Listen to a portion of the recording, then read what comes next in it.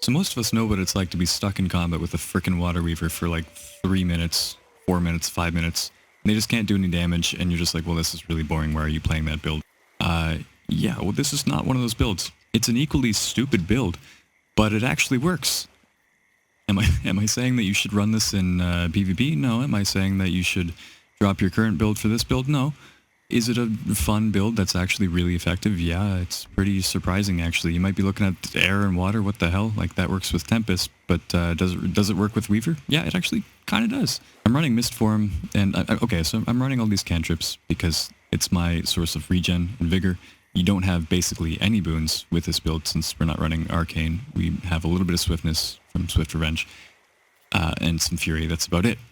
So I'm running this for some boons. This regen is very important. You're going to get a lot of heals out of regen if you can keep regen up. It's also another reason why I'm running full cantrips. And by the way, this heal is not that bad. It's like, I don't know, what is this? Like 6,000 every 14 seconds? Like, it's not bad. I hope I got that number right. It's somewhere around there. You do have to cast it so you can be interrupted, but you also have really good stability. So, yeah, it's really not that bad. Running these cantrips instead of like the stances and shit.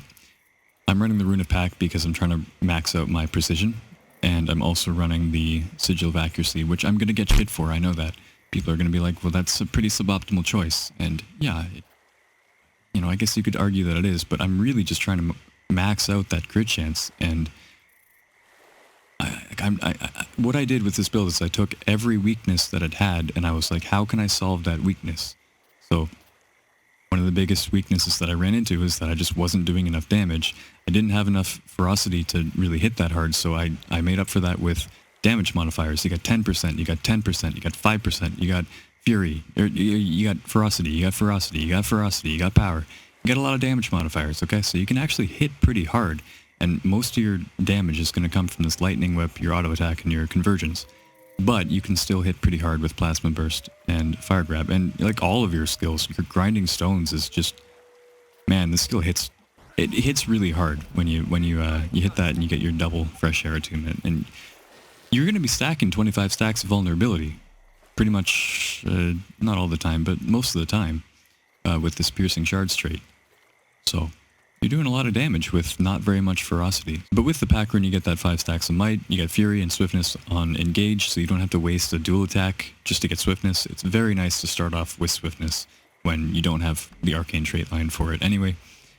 It's just very nice to start off with fury as well, because it means you're gonna proc fury. You're gonna actually get more fury because you have a higher chance of critting.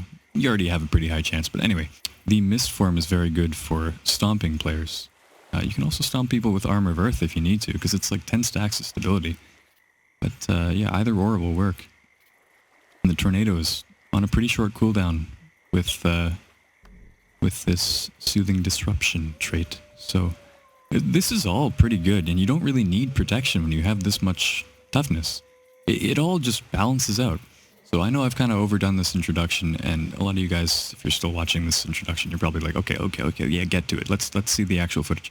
But I just want you guys to know, like, it's a weird build, but it fucking works. It actually kind of works. Don't play this in PvP unless you're sure that you can make it work. Good luck. I don't know, maybe you can. I haven't tried. But for World v. World roaming, it's a pretty good build.